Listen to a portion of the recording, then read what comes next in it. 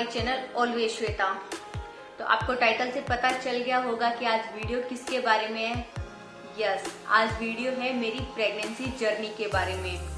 मैं पूरी pregnancy journey आप लोगों के साथ शेयर करना चाहती हूँ। जिस टाइम मेरी प्रेगनेंसी चल रही थी उस टाइम मैं यूट्यूब पर थी, बट मैंने एक ब्रेक ले लिया था पूरे 1.5 ईयर का कि मुझे एंजॉय करना था। तो मैंने इन सब के बारे में एक वीडियो अपलोड कर रखा है। अगर आप लोगों ने अभी तक वो नहीं देखा है तो मैं यहाँ आई बटन पर उसे पिन कर दूंगी, तो उसे प्लीज देखना। प्रमोशन कर दिया। तो डेली न्यू सब्सक्राइबर मेरे चैनल के साथ जुड़ रहे हैं, तो उनके लिए मैं फिर से बता दूं, हाय, मेरा नाम है श्वेता सिंवर और मैं एक लाइफस्टाइल ब्लॉगर हूँ। मैं यूट्यूब 1.5 ईयर से इस यूट्यूब पर हूँ, बट मैंने ब्रेक लिया था मेरी प्रेगनेंसी की वजह से। और मेरा एक 7 मंथ ओल्ड बेबी बॉय है जो बहुत ही क्यूटी पाइसा है, और मैं उसको वीडियोस में दिखाती हूँ। तो आप, आई होप आप उसको बहुत सारा प्यार करोगे। तो आज हम बात करेंगे मेरी प्रेगनेंसी जर्नी के बारे में। सबकी प्रेगनेंसी जर्नी अलग अलग होती है, तो हो सकता है कि सम काइंड ऑफ पीपल उनकी प्रेगनेंसी जर्नी मेरे से कुछ ना कुछ रिलेट करती हो। और मैं ये इसलिए आप लोगों के साथ शेयर करना चाहती हूँ बिकॉज थोड़े बहुत कॉम्प्लिकेशन मेरी प्रेगनेंसी जर्नी में आए थे। बाकी ऑल ओवर मेरी प्रेगनेंसी बहुत ही स्मूथ गई है। तो जो कॉम्प्लिकेशन मेरी प्रेगनेंसी में आए, तो मैं नहीं चाहती वो किसी और की आए और वो उससे थोड़ा सा पैनिक हो जाए, बिकॉज मैं बहुत पैनिक हो गई थी। तो इसलिए मैं शेयर करना चाहती हूँ। तो चलिए शुरू करते हैं मेरी प्रेगनेंसी जर्नी के बारे में बात। हम कोई प्लान नहीं कर रहे थे मेरी शादी को।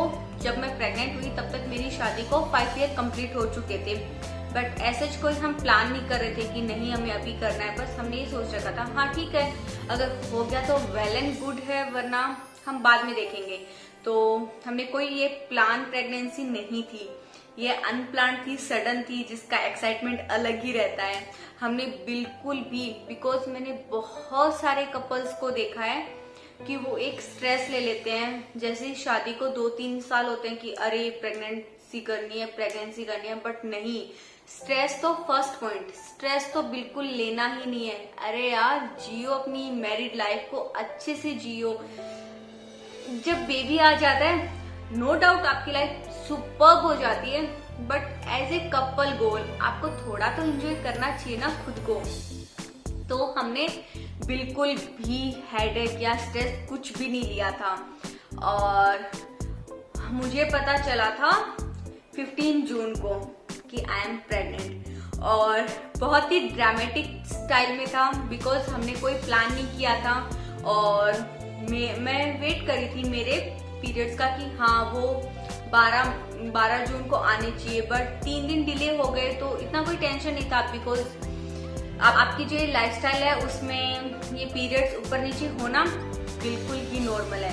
तो हेडेक नहीं लिया, तो मैंने सोचा नहीं था ऐसा कुछ है। तो फिर एक्चुअल में मुझे इसलिए पता चला कि मेरी हल्की सी स्पॉटिंग हुई। ये मेरा पहला कॉम्प्लिकेशन था, मुझे हल्की सी स्पॉटिंग हुई। और मैं बता दूं, मेरी खुद की दी है, वो गायनेकोलॉजिस्ट हैं, तो थोड़ी सी प्रॉब्लम होती है, मैं उनको कॉल करके पूछ लेती हूँ, अरे दीदी ये ऐसा हो गया, अरे दीदी ऐसा हो गया। तो मैंने उनको मेरी प्रॉब्लम बताई कि दी एक्चुअल में मेरा ये टाइम था, बट मैं 3 दिन डिले हूँ, तो वो नॉर्मल है, बट मेरे स्पॉटिंग हो रही है, वो भी ब्राउनिश। तो दीदी डॉक्टर्स हैं ऑब्वियसली, तो उन्होंने बोला कि फर्स्ट उन्होंने बोला कि तूने कुछ टैबलेट्स वगैरह नहीं ली या फिर कुछ और तो नहीं ली। मैंने कहा नहीं, ऐसा कुछ नहीं है, मैंने कोई टैबलेट नहीं ली, मैंने कोई भी इंजेक्शन या ट्रीटमेंट कुछ भी नहीं ले रही। तो उन्होंने मुझे पहले बोला कि मैं चेक करूं। तो मैंने कहा दी हम कुछ प्लान नहीं कर रहे। तो उन्होंने बोला फिर भी तुम चेक करो। तो हमने चेक किया। तो मैंने चेक किया था 16 जून को, और मैंने किया था मॉर्निंग। मैं इतनी ज्यादा एक्साइटेड थी कि मैंने मॉर्निंग में 4 बजे चेक कर लिया। तो 4 बजे चेक करते ही मैंने ऑब्वियसली मैंने घर पे ही चेक किया था, जो बाहर से किट मिलती है उनके थ्रू। तो जैसे ही मैंने चेक किया तो मेरे पॉजिटिव आ गया। तो मैंने उसकी, मैं यहाँ स्क्रीनशॉट लगा दूंगी, मैंने फोटोज ली और मैं बहुत खुश थी। मैंने आके राज जी को बताया, अरे मैं ऐसा है, तो फिर भी उनका रिएक्शन तो हाँ चलो अच्छा है ये था। बिकॉज 4 बजे मैंने नींद में ही उनको जगा दिया। तो मैं बहुत एक्साइटेड थी। तो 16 जून को मुझे पता चला, मेरी दी ने मुझे सजेस्ट किया कि आप एक काम करो, आप एक बार वहां किसी लोकल गायनिक के पास जाके स्कैन करवा के आ जाओ कि उसमें कंफर्म हो जाए प्रेगनेंसी का। उसके बाद ही मैं कुछ है ना प्रिस्क्राइब करूंगी कि ये क्यों हुआ है, रीजन पता चलेगा कि स्पॉटिंग क्यों हो रही है और प्रेगनेंसी है या नहीं, ये कंफर्म हो जाए। तो हम यहाँ लोकल गायनिक के पास गए थे गुजरात में ही, और हमने वहां जाके अपना एक स्कैन करवाया। उसने वापस टेस्ट किया, तो वो फिर से पॉजिटिव आया था। बट जब उन्होंने स्कैन किया तो उसमें कहीं भी उनको फिटस दिखाई नहीं दे रहा था। तो उन्होंने बताया, फिर मेरे और मेरे हस्बैंड को बताया कि हो सकता है आपने कंसीव किया हो, बट आपने उसको वो रहा नहीं हो, वो आपका टर्मिनेट हो गया हो, कुछ भी प्रॉब्लम हो सकती है। बिकॉज कंसीव करने के अगर आपका बेबी टर्मिनेट हो भी जाता है, फीटस आपकी प्रेगनेंसी गो थ्रू नहीं होती है, तो 7 डेज तक वो पॉजिटिव दिखाता ही दिखाता है। तो जो मेरी खुशी थी वो तो सारी हवा हो गई थी। बिकॉज हमने माना कि हमने प्लान नहीं किया था, बट जब पता चला तो मैं बहुत एक्साइटेड थी और मैंने मेरी दी को भी बता दिया, वो भी बहुत खुश थे। तो फिर थोड़ा सा मैं कहा अच्छा ऐसा हो गया। तो उन्होंने बोला कि आप एक काम करो, आप फिर से कल आओ, मैं आपका TVS करूंगी, और अगर TVS में कुछ दिखाई पता नहीं चला तो मैं आपकी DNC कर दूंगी। DNC के नाम से तो मैं एकदम से ही परेशान ही हो गई। मैंने कहा ये क्या है। फिर ऑब्वियसली उस डॉक्टर का तो कुछ नहीं है, बट उस टाइम तो गुस्सा आ ही रहा था, अरे यार क्या बोल रही है, ऐसे थोड़ी ना होता है। फिर मैंने वही दीदी को कॉल लगाया, मैंने कहा दी ऐसा ऐसी बोला है डॉक्टर ने, ये बोला है। तो उन्होंने बोला नहीं, तुम एक काम करो, तुम कहीं रेडियोलॉजिस्ट के पास जाके पहले एक अच्छे से स्कैन करवाओ, 3D जो भी है, फिर ही हम अब एक बार TVS वगैरह कुछ मत कराओ, उसके बाद ही हम कुछ देंगे। तो मैं 18 जून को मैंने मेरा जाके फिर से एक अच्छे से स्कैन करवाया। राजकोट जाके रेडियोलॉजिस्ट से अच्छे से स्कैन करवाया। मैंने उनसे भी पूछा तो उन्होंने बोला नहीं सब कुछ नॉर्मल है, कोई प्रॉब्लम नहीं है, आपका फिटस दिखाई दे रहा है। मैंने कहा ठीक है।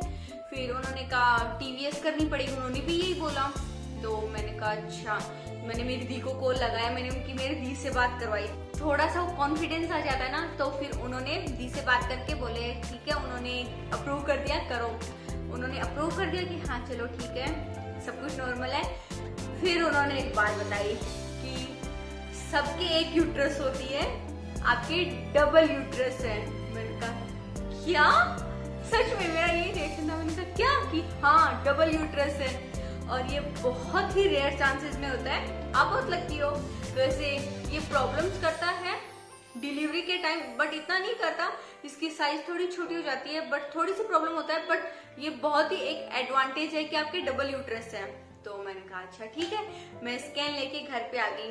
फिर भी मैंने घर पे आके दी को बताया, मैंने कहा दी उन्होंने ऐसा ऐसा बोला है। उन्होंने कहा मुझे रिपोर्ट भेजो। मैंने उनको सारी मेरी रिपोर्ट्स वगैरह सब कुछ भेज दी। तो इन सब में सब कुछ करते करते करते फिर दीदी ने बोला फाइनली कि तुम एक काम करो, घर आ जाओ। तो मैंने कहा अच्छा ठीक है, और मैं घर चली गई। और घर वैसे जाना भी था बिकॉज उस टाइम मेरी कजिन की मैरिज थी जुलाई में। तो मैं 30 जून को घर चली गई थी। तो घर जाने से पहले मैंने दीदी ने बोला कि चलो पहले स्कैन करवाते हैं, फिर ही घर पे बताएंगे। तब तक मैंने मेरे घर पे किसी को नहीं बताया था। मेरे हस्बैंड को यानी राज जी को पता था और दी को पता था। दी ने इवन जीजू को भी नहीं बताया था। तो फिर वहां जाके हमने फिर से एक स्कैन करवाया। तब तक बेबी की हार्ट बीट आ चुकी थी। मैंने पहली बार बेबी की हार्ट बीट सुनी। उस टाइम का मोमेंट मैं बता ही नहीं सकती कि आप कैसा फील करते हो। आप सब कुछ भूल जाते हो। आपकी लाइफ में जो भी पहले अच्छा हो रखा है, बुरा हो रखा है, कोई प्रॉब्लम है आपकी लाइफ में, आपको कुछ भी याद नहीं रहता। और आप में ऑटोमेटिक एक वो ममता टाइप होता है ना कुछ, वो वाली फीलिंग आ जाती है। और सच में मेरी दी और मैं दोनों ही खुशी के मारे ऐसे रोने वाले से हो गए। हम बहुत एक्साइटेड थे और उस टाइम स्कैन में सब कुछ नॉर्मल आया। फिर जो डॉक्टर थी उसने मेरा टीवीएस वापस से किया। उन्होंने भी बोला कि हाँ डबल यूट्रस है और इसमें कोई प्रॉब्लम नहीं होगी, कि जब जैसे जैसे बेबी ग्रो होगा वैसे वैसे उसका दूसरी यूट्रस का साइज छोटा होता जाएगा। तो फिर उन्होंने रीजन पूछा कि डिस्चार्ज किस वजह से हुआ, ब्राउन डिस्चार्ज। तो फिर हमने थोड़े बहुत टेस्ट करवाए दी ने, तो उससे पता चला कि जो दूसरी यूट्रस थी उसमें भी कंसीव हुआ था साथ में, बट वो सरवाइव नहीं कर पाया, इसलिए उसका ब्राउन डिस्चार्ज हो गया। और जो एक यूट्रस में सरवाइव कर गया, तो इस तरीके से हमारे 2 मंथ मुझे इस जो डिस्चार्ज की वजह से मेरे बहुत सारी टैबलेट्स वगैरह वो भी चली। तो एक ट्रीटमेंट चला, थोड़ा सा कॉस्टली था ट्रीटमेंट, बट अपने बेबी के लिए इतना तो कर ही सकते हैं। वो ट्रीटमेंट मेरा 6 मंथ तक चला। मेरी फोलिक एसिड स्टार्ट हो चुकी थी, साथ में मेरे थोड़े बहुत विटामिन थे वो स्टार्ट हो चुके थे। दीदी ने पूरा मेरा डाइट चार्ट दे दिया था कि क्या क्या फ्रूट्स लेने हैं, क्या क्या ध्यान रखना है। और ऐसा नहीं है कि तू ये सोच रहे मैं प्रेग्नेंट हो गई तो मैं काम नहीं करूँ, नहीं, सारे काम करने हैं, हमेशा एक्टिव रहना है, योगा करना है, एक्सरसाइज, हैवी एक्सरसाइज नहीं करनी, बट फिर भी हल्की फुल्की करनी है, ताकि ब्रीदिंग एक्सरसाइज अच्छे से करनी है कि डिलीवरी के टाइम आराम से रहे। इस तरीके से मेरे 5th मंथ अच्छे से कंप्लीट हो गई। 6 मंथ में मेरे बेबी मून की प्लान बनाया महाबलेश्वर का।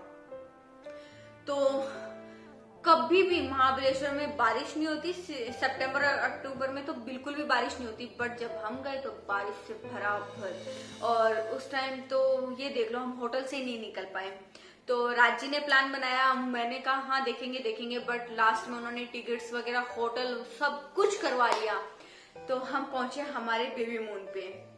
तो बेबी मून का एक्सपीरियंस भी बहुत अच्छा था, मैं यहाँ पिक्चर्स डाल दूंगी। हमने बहुत इंजॉय किया।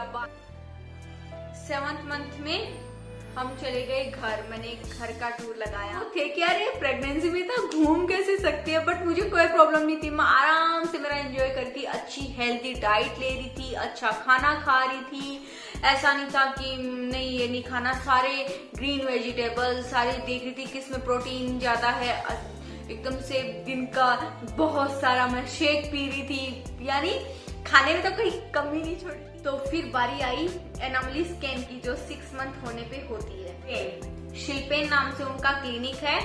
अगर कोई मुझे राजकोट में कोई मेरा ये वीडियो देख रहा है तो उन्होंने मुझे कुछ ऐसा नहीं कहा कि आप मेरा कुछ बोलो, बट मेरे बाद मैंने कम से कम भी, रांची के कलीग हैं 2-3, तो उनकी वाइफ्स ने भी वहीं से ही जाके वो स्कैन करवाया। मैंने उनको बताया था कि आप वहां से करवाओ, और उनका एक्सपीरियंस भी बहुत बहुत अच्छा रहा।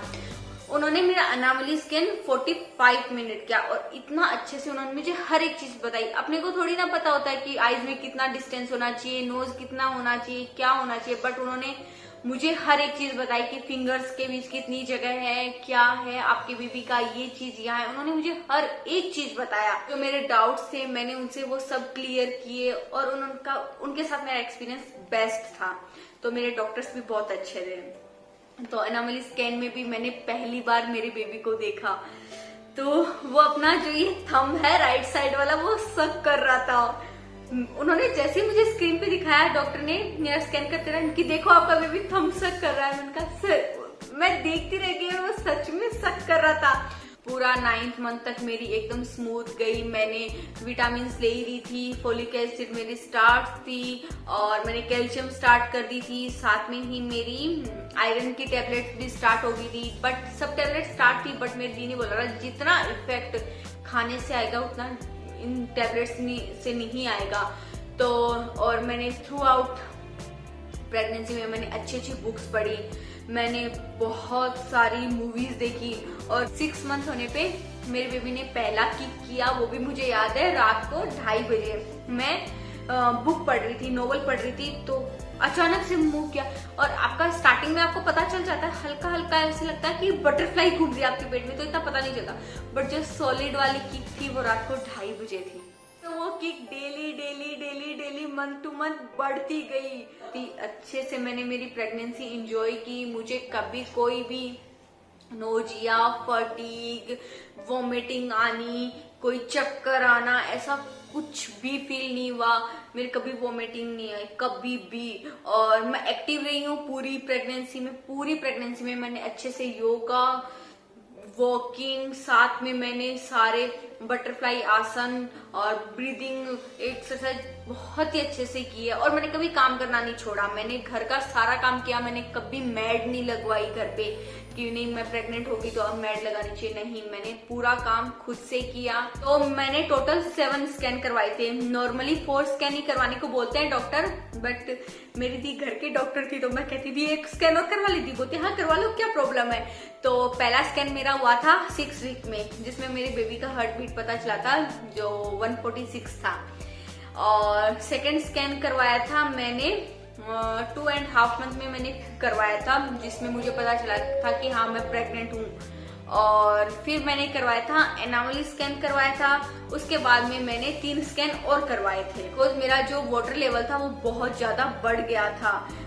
दीदी ने बोला कि जिस हिसाब से मेरा टमी दिखाई दे रहा था उस हिसाब से दीदी को लग रहा था कि मेरी डिलीवरी बहुत जल्दी होगी। तो हमने फिर से स्कैन करवाया था, जिसमें वाटर लेवल बहुत ज्यादा बढ़ा हुआ था, उसको कम करना था। बिकॉज मैंने बहुत नारियल पानी पिए थे, मैंने बहुत जूस पिए थे।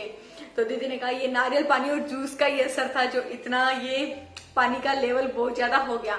तो बहुत ज्यादा होना भी आपके लिए सही नहीं है पानी का लेवल जो आपकी प्रेगनेंसी में, और कम होना तो बिल्कुल भी सही नहीं है। बिकॉज फिर आप ड्राई लेबर पेन में चले जाते हो, वो तो बहुत प्रॉब्लम करता है लेडीज को। 8th मंथ में मैंने मेरे घर चली गई थी कि चलो 9th मंथ घर पे फैमिली के साथ टाइम बिताते हैं। बिकॉज यहाँ मैं और राजी 2 थे, कभी भी 9th मंथ में इमरजेंसी हो सकती है। तो इसके लिए दीदी ने बोला कि तुम घर आ जाओ, क्योंकि मुझे मेरी डिलीवरी मेरी दी से ही करवाई थी। मैंने उनको पहले ही बोल दिया था कि दी मैं आपसे ही करवाऊंगी।